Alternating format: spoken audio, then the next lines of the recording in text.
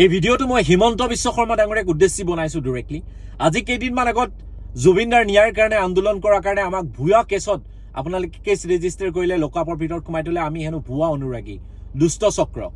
যিয়ে নহওক, তেনেকুৱা ধৰণৰ দুষ্ট চক্ৰ আমি হাজাৰবাৰ হ'ব পাৰোঁ, হাজাৰবাৰ আপুনি সোমাব পাৰে, কিন্তু আপুনি যিখিনি CM হিচাপে আপুনি যিখিনি কাম কৰিব লাগিছিলে সেই কামখিনি আপুনি কৰা নাই।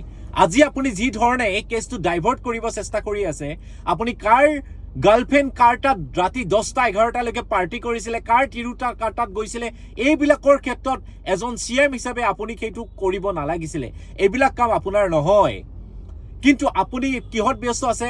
শ্যাম কানু মহন্তৰ AI ফটো কোনে বনাইছে, AI ফটো বনালে চৰকাৰখন কেনেকৈ বিপদত পৰিব, সেইবিলাকত আপুনি ব্যস্ত আছে।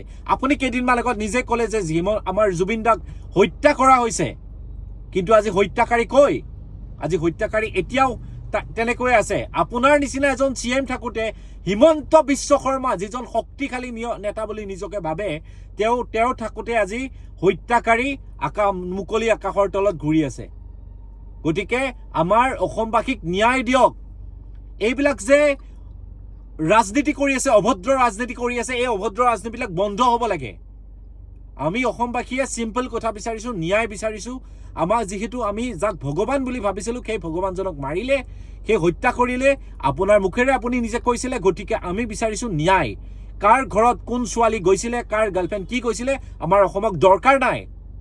গতিকে শুদ্ধ আৰু নিকাভাৱে আমাক জাষ্টিচ দিয়ক।